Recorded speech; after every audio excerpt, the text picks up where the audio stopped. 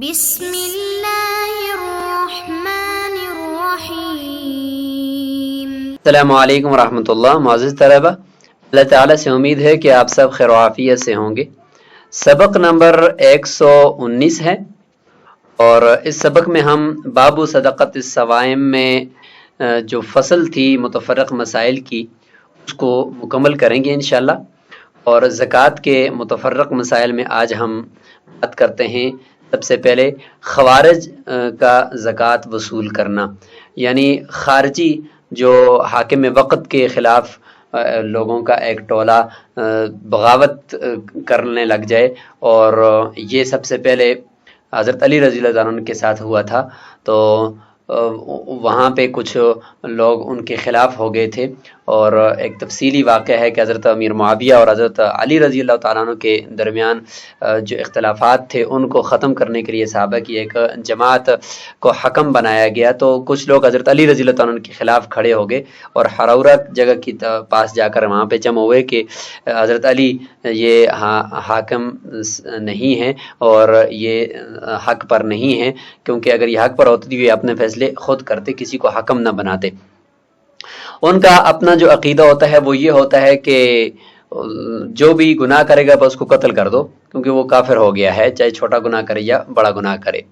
تو بہرحال یہ خوارج تھے، تو ان کا پھر کلا کما حضرت علی رضی اللہ عنہ نے کیا تھا، لیکن اس میں سے کچھ لوگ ارد گرد کے ممالک کے اندر جا کر بسے تھے۔ تو اسی طریقے سے وہ خوارج پھر چلتے آ رہے تھے تاریخ میں۔ تو اگر اس طرح کی کوئی خارجی حاکم وقت کے خلاف عالم بغاوت بلند کرنے والے کسی ایسی جگہ پر چلے جائیں کہ جہاں پہ لوگوں کے اوپر لوگوں سے ٹیکس لیا جا رہا تھا، جزیہ لیا جا رہا تھا، لوگوں سے عشر اور زکوٰۃ لی جا رہی تھی، یا مسلمانوں کے پاس کسی علاقے میں چلے گئے، یا غیر مسلم اقلیت جو مسلمانوں کے ملک کے اندر رہ رہے تھے ان کے پاس گئے اور زبردستی ان سے زکوٰۃ اور جزیہ وصول کر لیا، تو اس کا پھر کیا حکم ہوگا؟ کیا ان سے دوبارہ لیں گے یا نہیں لیں گے؟ تو ہم اس کو دیکھیں گے۔ دوسرے نمبر پر بات کریں گے بنی تغلب۔ یہ عرب کی ایک قوم تھی عیسائیوں کی، یہ روم کے قریب میں رہتے تھے۔ تو ان کے اوپر حضرت عمر رضی اللہ تعالیٰ عنہ نے جزیہ مقرر کیا، تو ان کو غصہ آیا کہ جزیہ ہمارے لیے ایک عار ہے، ہم عرب لوگ ہیں، ہمارے اوپر آپ جو مسلمانوں سے لیتے ہیں وہ آپ لے لیں، ورنہ ہم روم آپ کے جو دشمن ہے اس کے ساتھ جا کر جمع ہو جائیں گے، پھر آپ کو نقصان پہنچائیں گے۔ تو پھر حضرت عمر رضی اللہ عنہ نے صحابہ کرام کے مشورے سے ان کے اوپر لازم کیا، اور انہوں نے یہ بھی کہا تھا کہ آپ جو مسلمانوں سے لیتے ہیں زکوٰۃ عشر، اس کا دگنا ہم سے لے لیں۔ تو حضرت عمر رضی اللہ عنہ نے پھر ان کے اوپر زکوٰۃ کا دگنا لازم کیا، اور مسلمانوں کے بچوں سے تو کچھ نہیں لیا جاتا، تو ان کے بچوں سے بھی کچھ نہیں لیا جائے گا، اور اس کے ساتھ مسلمانوں کی عورتوں سے چونکہ زکوٰۃ دی جاتی ہے تو اس کا ڈبل ان کی عورتوں سے لیا جائے گا، اور مردوں سے بھی ڈبل لیا جائے گا۔ اور اسی طریقے سے سال پورا ہونے کے بعد اگر مال ہلاک ہو جائے اس کی متعلق تفصیل بھی ہم پڑھیں گے، اور آخر میں ہم پڑھیں گے کہ ایڈوانس میں اگر کوئی شخص سال پورا ہونے سے پہلے یا آئندہ کئی سالوں کی زکوٰۃ یا کئی نصابوں کی زکوٰۃ ایک ساتھ دینا چاہتا ہے تو کیا وہ دے سکتا ہے یا نہیں دے سکتا؟ تو یہ زکوٰۃ کے متفرق مسائل کا حصہ دوم ہے۔ فَإِذَا أَخَذَ الْخَوَارِجُ الْخِرَاجَ وَصَدَقَةَ الصَّوَائِمِ لَا يُثَنَّ عَلَيْهِمْ۔ اگر خارجی لوگوں سے جا کر جزیہ بھی لے لیں، خراج بھی وصول کر لیں، اور سائمہ جانوروں کا زکوٰۃ بھی وصول کر لیں۔ یہ سائمہ جانوروں کی قید اس وجہ سے لگائی کہ اگر کوئی تاجر ہے تو تاجر سے اگر وہ کہیں سے گزر رہا تھا تو اس سے خارجیوں نے لے لیا، تو وہ جب مسلمانوں کے چنگی سے یا اس کی پوش سے گزرے گا تو وہاں سے پھر اس نے دوبارہ دینی ہوگی، کیونکہ اس نے اپنے مال کی حفاظت تو خود کرنی تھی نا۔ لا یثنى علیہم، تو دوسری مرتبہ ان سے زکوٰۃ اور جزیہ حاکم وقت کو وصول کرنا درست نہیں ہے۔ لأن الامام، اس لیے کہ امام اور حاکم وقت لم یحمہم، اس نے حفاظت ہی نہیں کی اس علاقے کی، خارجیوں نے آ کر ان سے زکوٰۃ کیوں وصول کی؟ یہاں پہ کوتاہی وہ حاکم وقت کی ہے، لہذا دوبارہ ان سے زکوٰۃ نہیں لے گا۔ والجبایۃ بالحمایہ، اور جو جمع کیا جاتا ہے ٹیکس وغیرہ جس کو جبایا کہتے ہیں، جبایا کا معنی جمع کرنا، یہ حمایت اور حفاظت کی وجہ سے ہوتا ہے، تو جب حفاظت نہیں کی تو لہذا دوبارہ سے اسے جزیہ اور زکوٰۃ بھی وصول نہیں کر سکتا۔ وَأَفْتَوْا، اور فقہاء نے یہ بھی فتویٰ دیا ہے کہ بِأَنْ يُعِيدُوهَا، افتو بھی کر سکتے ہیں کہ ان علاقے والوں کو یہ فتویٰ دیا جائے گا کہ وہ لوٹائیں زکوٰۃ کو دون الخراج، نہ کہ ٹیکس کو. یعنی زکوٰۃ کو اگر وہ دوبارہ دینا چاہیں تو ان کو یہ فتویٰ دی جائے گی کہ زکوٰۃ وہ دوبارہ ادا کریں، لیکن خراج اور ٹیکس وہ دوبارہ ادا نہ کریں. فیما بینہم و بین اللہ تعالیٰ، یہ جو زکوٰۃ دوبارہ دینا ہے یہ اللہ تعالیٰ کے درمیان اور ان کے درمیان کا معاملہ ہے، کیونکہ زکوٰۃ عبادت ہے تو ہو سکتا ہے کہ یہ عبادت ادا نہ ہوئی ہو، لہٰذا بلکہ غالب گمان ہے کہ یہ عبادت نہیں ہو، کیونکہ وہ جو خارجی ہیں، خوارج ہیں، وہ تو اس کو صحیح مصرف کے اندر نہیں لگائیں گے. لأنہم مصارف الخراج، اس لیے کہ یہ جو خوارج ہیں تو یہ مسلمان، لیکن چونکہ بغاوت کرنے لگ گئے ہیں، باغی ہو گئے ہیں، تو مسلمان ہیں اور جنگجو ہیں، تو جو خراج وصول کیا جاتا ہے تو وہ حاکم وقت جنگجوؤں کو ہی دے رہا ہوتا ہے اور مجاہدین اور فوج کے اوپر ہی خرچ کرتا ہے خراج کو. تو یہ لوگ بھی ایک طرح سے اس کا مصرف ہیں، اگرچہ یہ فی الحال باغی ہیں، لیکن باہر سے اگر کوئی ملک پر حملہ کرے گا تو اس وقت یہ خارجی بھی اس دشمن کا مقابلہ کر رہے ہوتے ہیں مسلمانوں کی فوج کے ساتھ. تو اس وجہ سے خراج کے تو یہ مصرف ہیں، لہذا خراج کہ اپنے مصرف میں ہی چلا گیا اور انہوں نے جو لے لیا اب دوبارہ دینے کی ضرورت نہیں ہے. لکونہم مقاتلہ، اس لیے کہ یہ جنگجو ہیں، مقاتلہ ہیں. والزکاۃ مصرفها الفقراء، اور زکوٰۃ کا جو مصرف ہے وہ فقراء ہوتے ہیں اور مستحقین ہوتے ہیں. فلا یصرفونها الیہم، اور یہ جو خارجی لوگ ہوتے ہیں یہ اس کو ظاہر ہے کہ مسلمانوں کو نہیں دیں گے، ظاہر ہے کہ وہ مسلمانوں کے خلاف کھڑے ہوئے ہیں تو مسلمانوں کو یہ زکوٰۃ کس طرح دیں گے. لہذا زکوٰۃ گویا کہ اپنے مصرف میں نہیں خرچ ہوئی اور خراج اپنے مصرف میں خرچ ہو چکا ہے، لہذا خراج واپس لوگوں سے دوبارہ نہیں لیا جائے گا. زکوٰۃ کے بارے میں ان کو فتویٰ دیا جائے گا کہ آپ زکوٰۃ دوبارہ دے دیں. وقیلا، اور ایک قول یہ ہے کہ اذا نوا بالدفع التصدق علیہم، اگر دیتے وقت یعنی ان خارجیوں کو زکوٰۃ دیتے وقت وہ مالک نصاب نے یہ نیت کی ہو کہ میں ان کو زکوٰۃ ہی دے رہا ہوں، یعنی زکوٰۃ دیتے وقت ان کو زکوٰۃ دینے کی نیت سے ان کو مستحقین سمجھ کر اس نیت سے اگر دی ہے تو سقط عنہ، زکوٰۃ بھی اس سے ساقط ہو جائے گی، دوبارہ دینے کا فتویٰ نہ دیا جائے. وقدا ما دفع الی کل جائر، اسی طریقے سے ہر وہ زکوٰۃ جو ہر ظالم کو دی جائے تو اس کا بھی یہ حکم ہے کہ اگر نیت کر دی جائے تو زکوٰۃ ادا ہو جائے گی. لانہم بما علیہ من التبعات فقراء، کیونکہ ان کے اوپر یعنی یہ جو ظالم آ کر یا اسی طریقے سے خارجی لوگ آ کر وہ وصول کرتے ہیں لوگوں سے زکوٰۃ یا اموال، تو ان کے اوپر جو مظالم یا ان کے اوپر جو لوگوں کے حقوق ہیں، لوگوں سے چھینا ہوا مال، لوگوں کے اوپر جو انہوں نے ظلم کیا ہوا ہے، وہ سارے کے سارے حقوق جو ان کے اوپر تابعات کا معنی وہی حقوق جو ان کے اوپر لازم ہیں. اس اعتبار سے دیکھا جائے تو فقراء،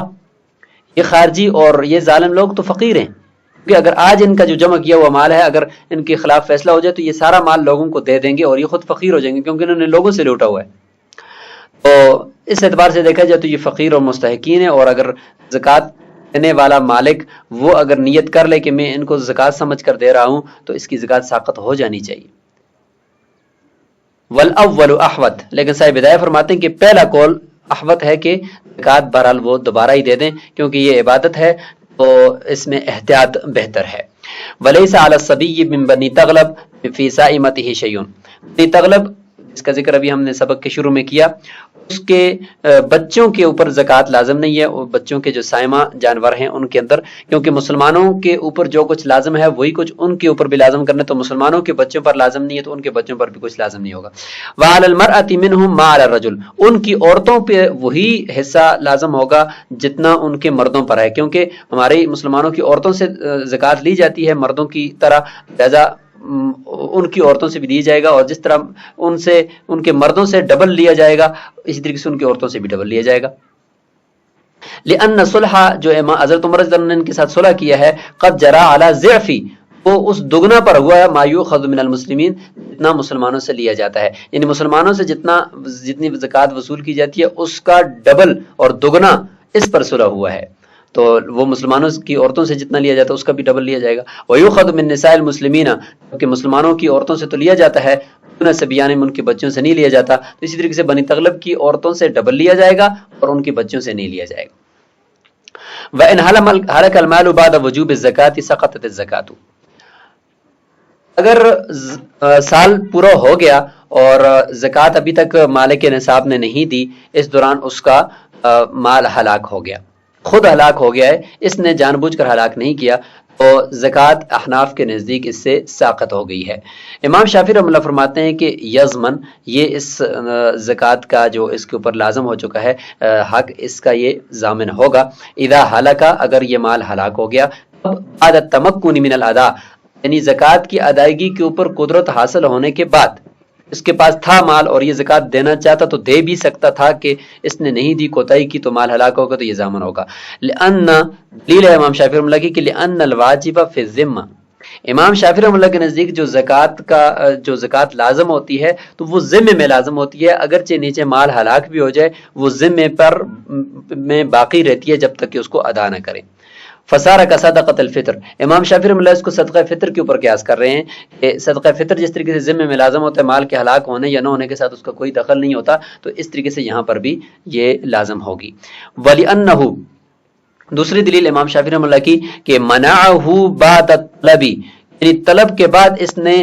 زکوٰۃ دینے سے انکار کیا ہے۔ طلب کیا؟ یعنی فقیر اس کا مستحق ہے نا، تو کوئی بھی فقیر گویا کہ وہ مستحق ہے، تو دلالتاً اس کی طرف سے طلب پائی گئی ہے کہ بھئی زکوٰۃ مجھے دیں، مجھے ضرورت ہے، اور اس نے اس طلب کے باوجود نہیں دی، یا یہ کہ خود حاکم وقت نے اس کو اپنا نائب بنایا ہوا تھا اور اس نے خود اپنے نفس سے اس کا مطالبہ کرنا تھا، کیا ہوا تھا کہ زکوٰۃ دے دو، لیکن پھر بھی اس نے نہیں دی، تو گویا کہ طلب کے بعد اس نے منع کیا، اور طلب کے بعد اگر کوئی انسان حق نہ دے تو وہ ضامن ہوتا ہے۔ سارا کل استحلاق، اور اس دلیل کو انہوں نے قیاس کیا ہے استحلاق کے اوپر کہ اپنے جان بوجھ کر اپنے اختیار سے جس طرح ہلاک کر دے مال کو، تو اس صورت میں جس طرح یہ زکوٰۃ اس سے ساقط نہیں ہوتی، تو یہاں اس صورت میں بھی نہیں ہونی چاہیے۔ ولانا، احناف کی دلیل یہ ہے کہ ان الواجب جزء من النصاب، امام شافعی فرماتا ہے کہ لأن الواجب فی الذمہ، اور احناف فرماتے ہیں کہ ان الواجب جزء من النصاب، واجب ذمے میں نہیں ہے احناف کے نزدیک، بلکہ زکوٰۃ کے اندر جو چیز واجب ہوتی ہے وہ نصاب کا ہی ایک جز ہوتی ہے، ذمے میں واجب نہیں بلکہ نصاب کا ایک جز، حقیقاً للتیسیر، آسانی کو ثابت کرنے کے لیے کہ اسی میں سے ہی ایک جز دینا ہوتا ہے۔ یسقط بہلاک محلہ، پس جب وہ مال ہلاک ہوگا تو اس کے ہلاک ہونے سے وہ محل بھی ہلاک ہو گیا تو زکوٰۃ بھی ساقط ہوگی، چونکہ ذمے میں تو کچھ بھی نہیں ہے احناف کے نزدیک نا، یہی یعنی دونوں کے درمیان اختلاف کا بنیادی نقطہ ہے۔ قدفع العبد الجانی، احناف اس کو قیاس کرتے ہیں اس مسئلے کے اوپر کہ اگر کسی کے غلام نے جنایت کر دی تو مولا نے کہا کہ بھئی اسی غلام کو میں اس جنایت کے اندر جنایت والوں کو دے دیتا ہوں، تو ابھی دیا نہیں تھا کہ وہ ہلاک ہو گیا، تو وہی اسی غلام کے اوپر ہی اسی میں سے ہی جنایت دینی تھی، مولا کے ذمے تو کچھ بھی لازم نہیں تھا، جب وہ محل گیا تو لہذا جنایت بھی ساقط ہوگی۔ بالجنایت یسقط بہلاکہ، لہذا غلام کے ہلاک ہونے سے وہ جنایت کی جو عرش تھی یا دیت تھی وہ بھی ساقط ہو جائے گی۔ والمستحق فقیر، والمستحق فقیر، امام شافعی رحمۃ اللہ کو جواب دیا جا رہا ہے کہ انہوں نے فرمایا کہ وَلِأَنَّهُ مَنَعُهُ بَعْدَ الطَّلَب، دوسری دلیل کا جواب ہے کہ فقیر کی طرف سے دلالتاً طلب پائی گئی ہے اور اس نے طلب کے بعد زکوٰۃ دینے سے انکار کیا ہے، تو اس کا جواب دے رہے ہیں احناف کہ والمستحق فقیر، جو مستحق ہے اس زکوٰۃ کے لینے کا وہ تو ہر ایک فقیر نہیں ہے، بلکہ وہ فقیر ہوگا یعینہ المالک،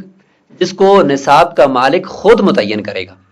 ولم یتحقق منہ الطلب،